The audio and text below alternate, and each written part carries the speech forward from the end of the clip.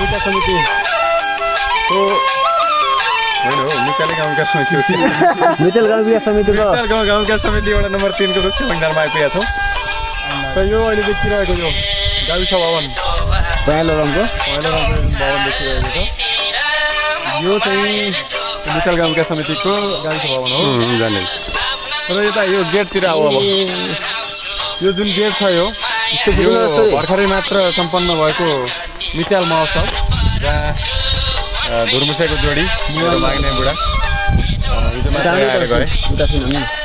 त्यसको लागि तयार गरेको गेट हो र यो पल्लो गाउँ जुन देखिरहेको छ पारिपट्टि यो जिन्दगी जीसीलाई सोध्नुपर्छ कुन गाउँ हो यो पनि गल्ला गाविस अन्तर्गत हामी त्यो भर्खरै त्यहाँबाट आयौँ है अनि त्यसपछि यो तल्लो यो अहिले देखिएको गाउँ यतापट्टि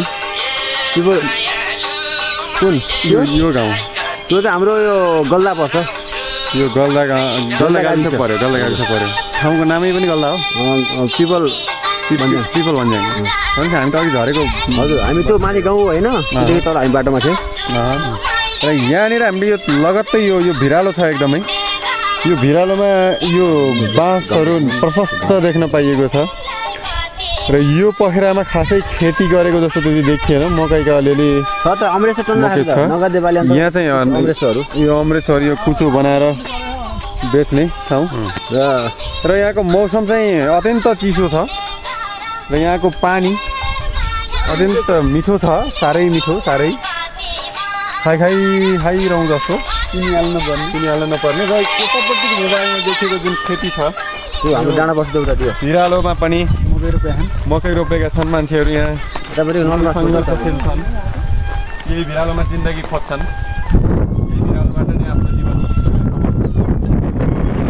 र भिरालो देखिरहेका छौँ र अहिले जुन देखिएको डाँडो छ त्यो नवलपरासी अन्तर्गत सागरजुली गाविसको डाँडो हो त्यो अहिले हामीले देख्दै गरेका हौँ अनि त्यसपछि यो बाटो अहिले भर्खरै हामी जुन बाटो यो छौँ यो माथिपट्टि यो बाटो चाहिँ यो विद्यालय अरू खोलासम्म जोड्ने बाटो जुन अस्ति भर्खरै महान रकम सहयोगबाट यो बाटो बन्न सम्भव भयो त्यही बाटो नै हो त्यसपछि हामी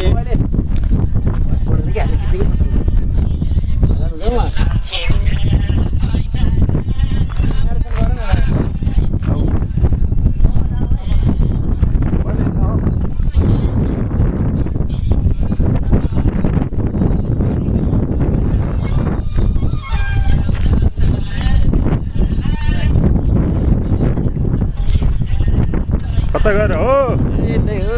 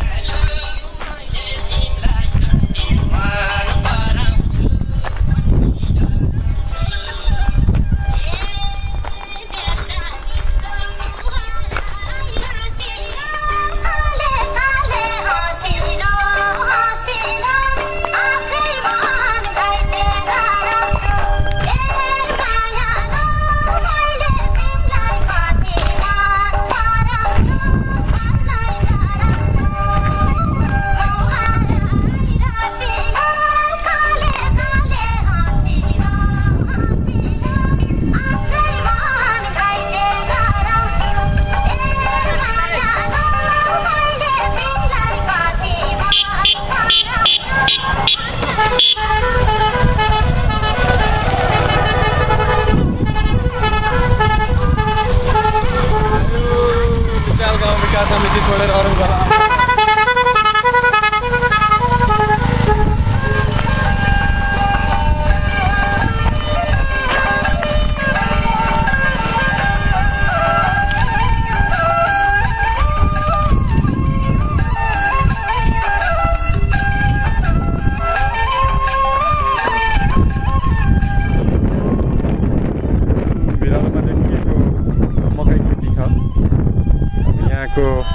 एक किसिमको आय स्रोत भन्नु पनि यही नै हो र अघि हामीले देखाएको जुन त्यो अम्लिसो जुन छ कुचोको लागि बनाएको नगदे बाली रुख र यहाँबाट तल हेर्दा एकदमै पातालै देखिए जतिको गहिरो छ यो भिडियोले कतिसम्म त्यसलाई खिच्न सक्छ त्यो त हामीलाई थाहा भएन, पछि पर्दामा हेर्दै थाहा होला। तर गाउँ निकै सुन्दर देखिन्छ यहाँबाट हेर्दा, एकदम मनमोहक दृश्य।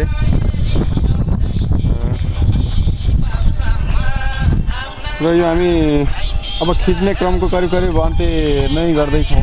ल यो वैज्ञानिक यो पत्ता लगान्छ यहाँ एउटा हाम्रो कोइला खानीको पनि यहाँ खानी छ अरे भन्ने कुराहरू थाहा पाइएको छ यो डाँडोमा। यो कहिले कसले पत्ता लगाएको? के डाँडोको नाम के हो यो? रोक्से भन्ज्याङ। पछि कोइला खानी पत्ता लाग्यो भने कोइला खानी डाँडो कोइला खानी होइन रोक्से भन्ज्याङ, तर त्यहाँ कोइला खानी एउटा त्यो सम्भावना नि छ त्यसको यहाँ। र यो करिब यो 500 मिटर तल छ यो जुन यो गहिराई।